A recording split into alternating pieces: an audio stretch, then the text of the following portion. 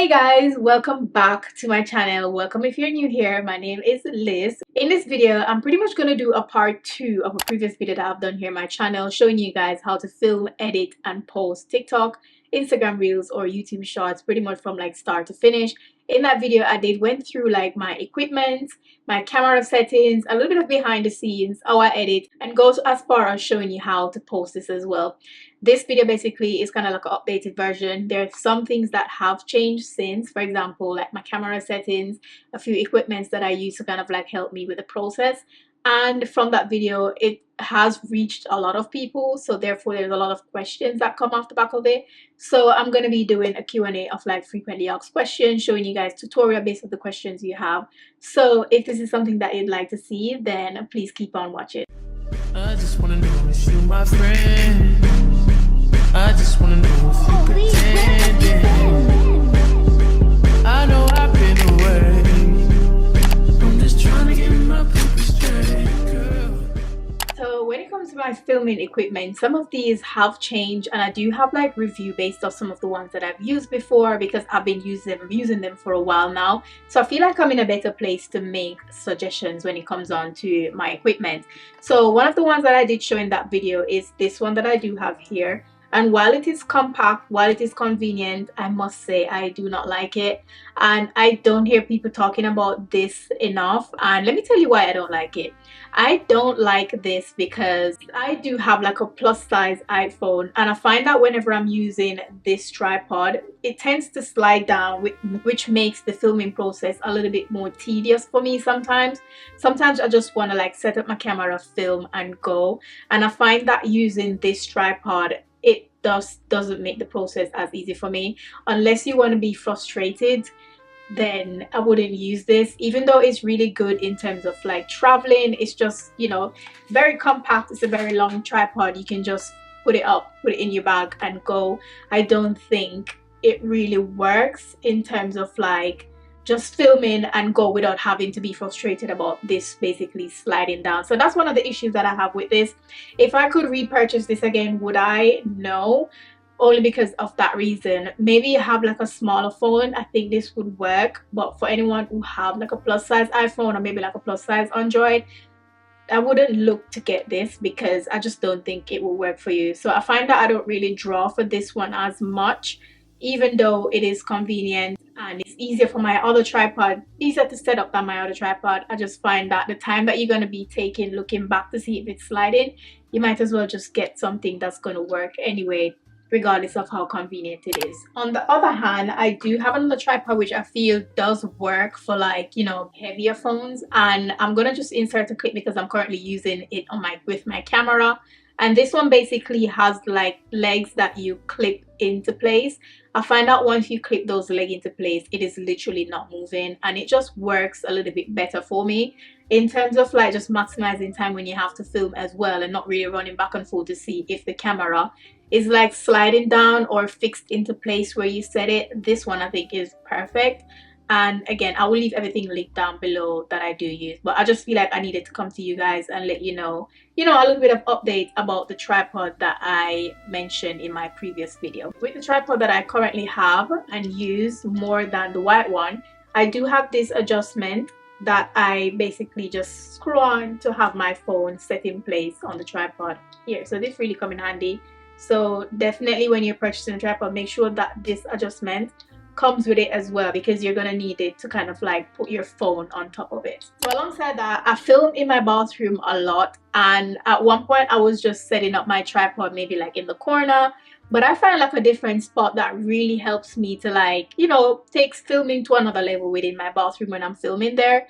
And that's basically to get like one of those suction car mount and just find a spot and put it. It is removable, so you can put it in the shower, you can put it on the door, you can put it on the window, but I kind of just left mine in like a fixed place, and I use that to do my filming, and I think it just really come in handy. So if you find a spot that you realize that you're always filming in that spot and the tripod just doesn't work, just try using a suction like a car mount, and trust me, like it literally just changed the game for me. I really do enjoy using it.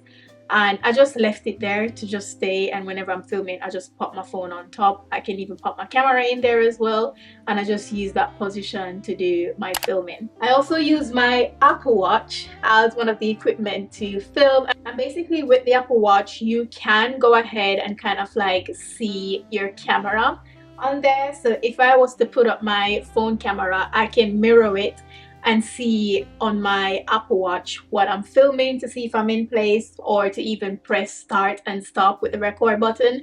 And I feel like this comes so in handy if you don't have like a big screen. Having like a watch, if you already have one, just utilize the feature on it when it comes on to like filming yourself and seeing if you're in frame. I know I get a lot of question about how do you find, or how do you know if you're in frame. This is one of the ways. If you can't really tell by setting up the camera, this is one of the ways you can. If you do have an Apple Watch, just utilize that feature. And I've been using it a lot lately, because sometimes, you know, when you're filming and you don't really press record, at least you have the watch showing that you are in record mode. So you're all good and set and ready to go. When you're done filming, you can just again press the watch and you can just stop filming and press it again to basically go. I feel like it's such a great thing to have on hand, and such a great thing to use if you already have a Apple Watch. So just one for you to know. Last but not least, my iPhone. I still do hold my iPhone 13 Pro Max. I literally just feel like this is one of the best iPhone. The camera is great, the battery life is perfect. I don't really have to charge my phone that much. The only thing that I've really changed with this is a little bit into my camera settings, which I'll go through and explain to you a little bit more. Let's dive into my camera settings just so you can see like the few changes that I've made when it comes on to filming on my iPhone. First thing that I've changed, so before I had this on 1080p 60 frames per second. This has now changed to 4K 60 frames per second. This just allows me to film in better quality, and it's also a little bit smoother as well. And I've also have my lock camera on and lock white balance. In record in slow-mo, this is basically in 1080p 240 frames per second. And if you just take a look, this is basically all the other settings that I have on my iPhone. And let's go into format. It is in high efficiency, and the preserve settings, this is what I do currently have on at the moment. So that's pretty much the current camera settings that I use when it comes on to filming my videos. When it comes on to editing the videos, I do have a few videos on here that I show how to edit. That doesn't change when it comes on to my editing. I currently switch between CapCut and Inshot, even though I find myself just gravitating more towards using Inshot. I just find that the app is just so much more quicker for me to edit. So I kind of like edit my videos in Inshot, and then when it comes on to the final editing in terms of like my text, adding the music, adding like sound effect, I'll do that in CapCut. There's also a lot of questions in my previous video. So this part of the video, I'm going to go through a few questions that I've received, like more than once, and kind of like break them down for you guys and also demonstrate where I can. So let's get into the Q&A. I have a few questions here that I'm going to be answering. One of them is, how long is each clip and how many clips do you film? Do you start and stop? So basically they're asking, when I'm filming the clip, do I just film throughout the whole process? Do I press start and stop? And when I'm editing them, how much do I basically cut out? When it comes down to how long the clip is, it all depends on the type of video that you're filming and what do you want the audience to get from the video.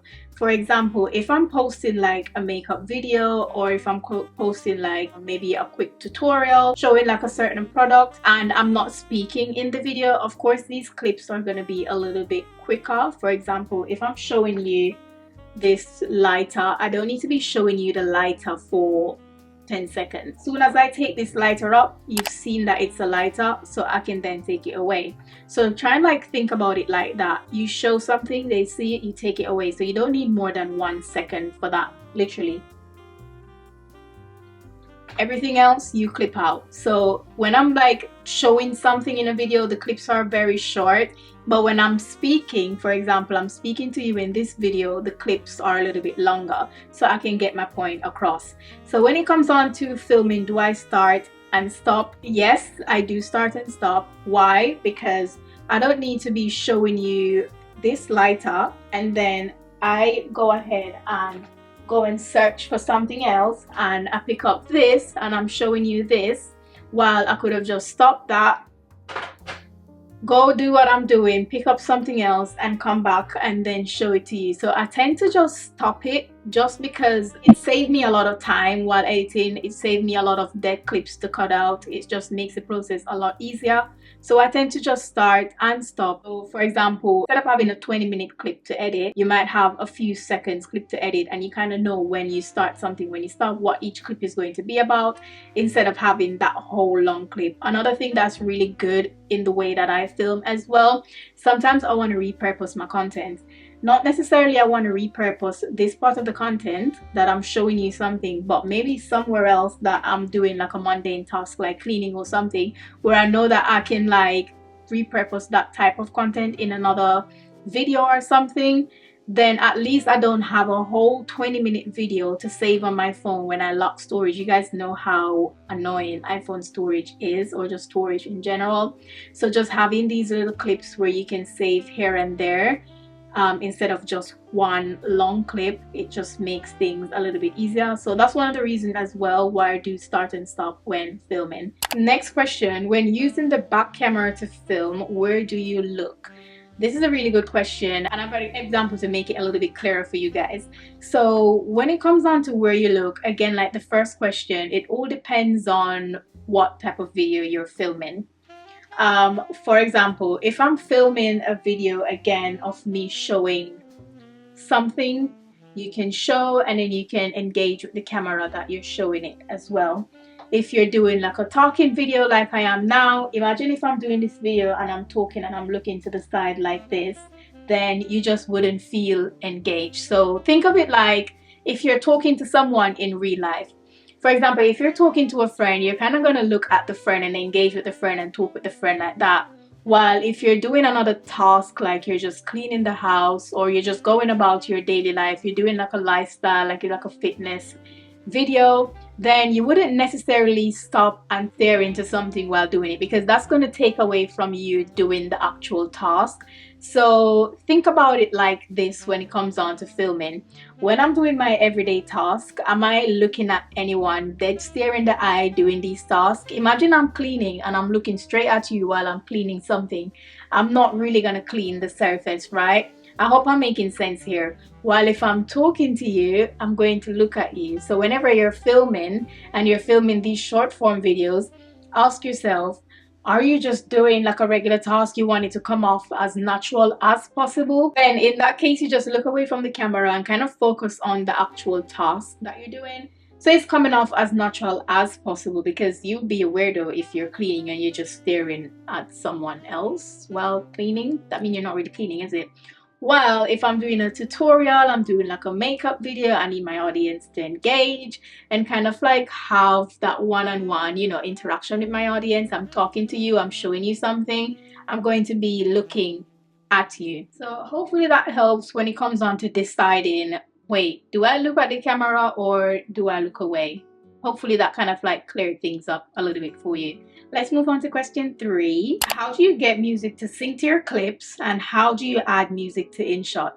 I'm going to have to show you how to do this one, so let's get into it. With regards to syncing your music on TikTok, firstly, let's go ahead and see if we can find a music on TikTok itself. So I'm going to actually choose a music that I have from one of my videos. So what you want to do is basically go into the video or the music that you like from a video, and you want to save that to your device. I'm gonna save video, and it will tell you down at the bottom how much percent it is. Once it's saved, we're gonna head straight into Inshot and we're gonna extract that music from that video. And I'm basically gonna go on one of my existing videos. There are like a few ways of like syncing the video to the music.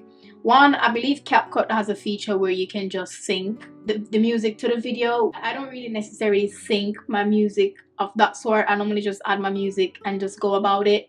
But if you're adamant about syncing, just add the music to the video before you start editing and edit to the music, to the beat of the music. So I've got the video here that I'm going to be syncing the music to. So to add the music to the video, you want to go to audio, you want to go to music, then you want to go to the top one here that says extract audio from video. Select that, and I'm going to select the video that I need the music from.